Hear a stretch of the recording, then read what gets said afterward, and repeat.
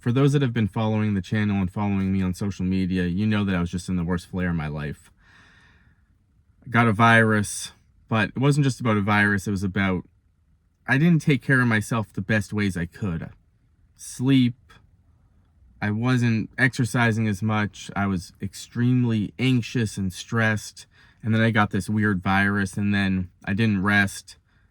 I do what I always do. I kept pushing, I kept pushing, I kept pushing, and I made it incredibly worse. I prolonged the flare. I had active inflammation in my SI joints. On the MRI, I had very high inflammatory markers, very acute situation where I was in it. And every day I just woke up and I assessed my symptoms, and I said, all I want is this back pain to go away. Once this goes away, I'll be fine. I'll never worry about anything. If it goes away, I'll be fine. If it goes away, I'll be fine. Every day I sat in that. I just thought about it all day, all day.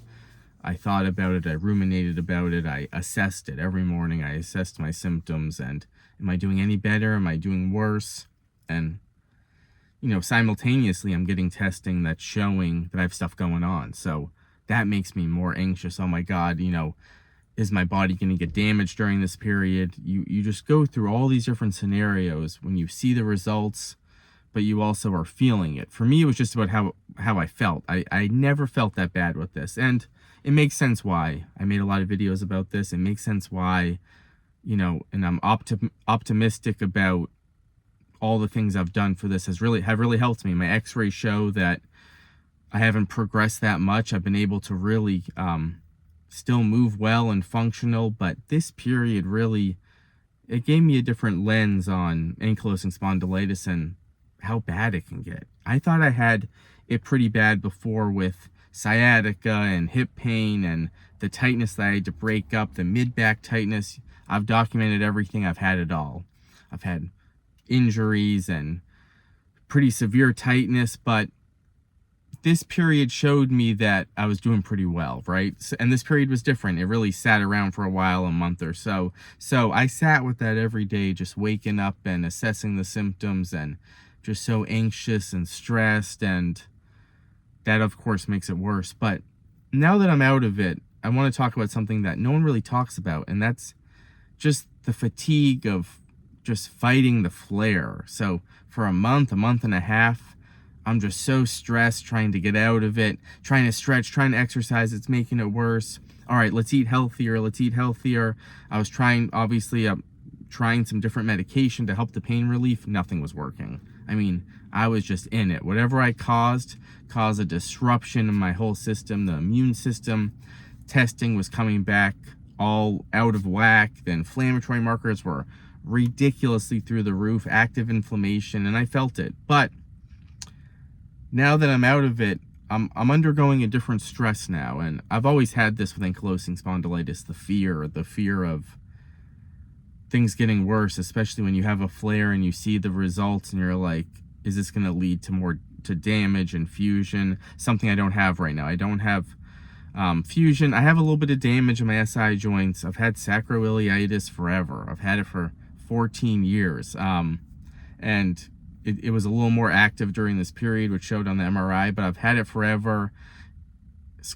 All the stuff that shows up on the MRI for a lot of us, just with the SI joints, but not really damaged. So now I think about the damage, and I'm very fearful of just kind of getting out of this and getting my mobility back. So truthfully, and this has happened to me many times, usually post sciatica, I train harder, and it helps me because I know how to train hard, but in the right domain.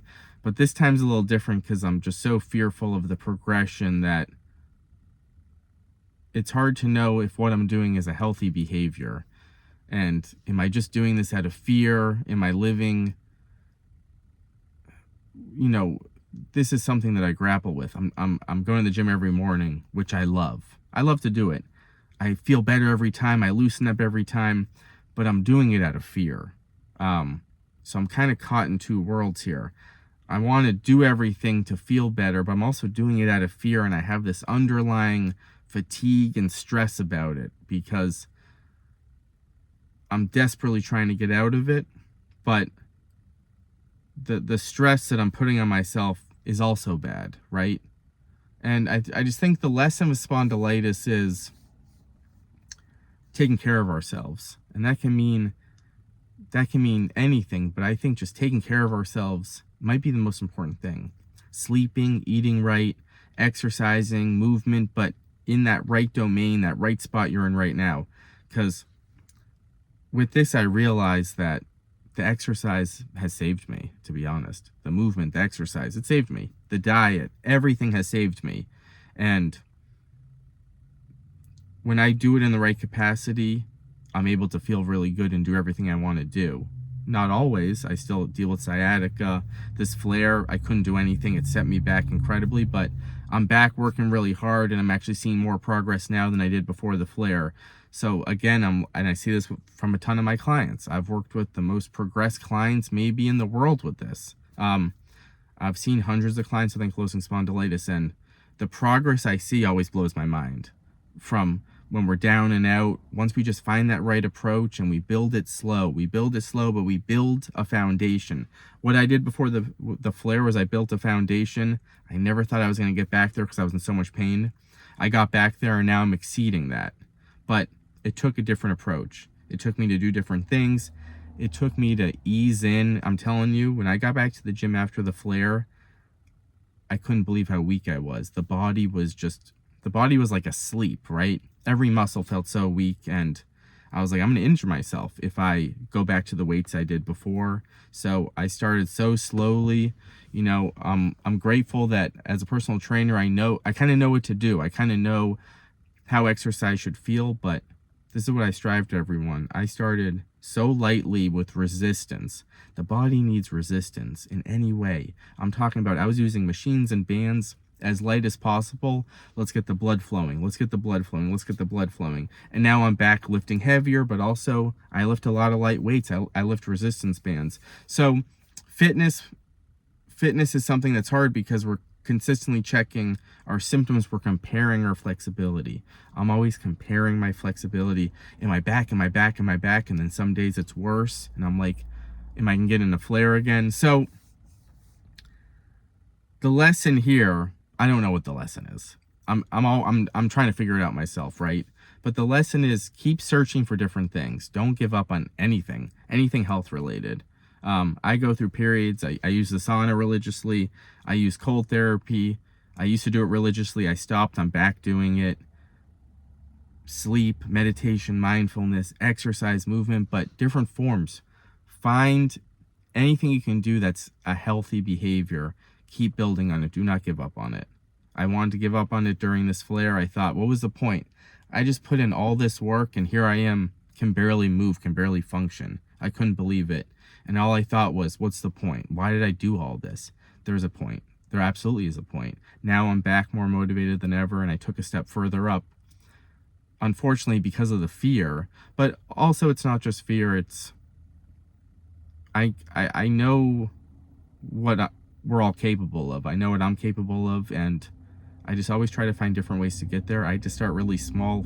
For the 500th time, I had to start with baby steps and small goals.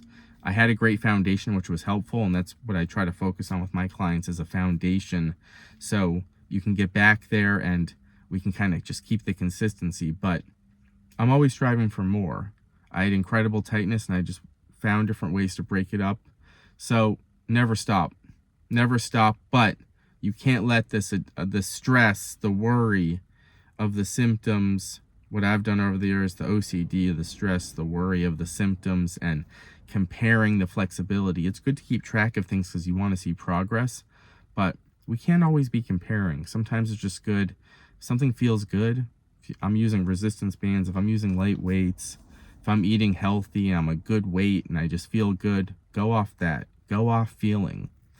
Get outside in nature. Go off feeling. It's something I really strive to do. I have to stop thinking about kind of stressing myself over what's going to happen. Again, the fear has driven me to be as motivated as ever, but we can't always be fearful. We need to live in a stress-free state, which is hard to do, but that's always the goal. So let's reduce stress. Let's keep going. See you next time.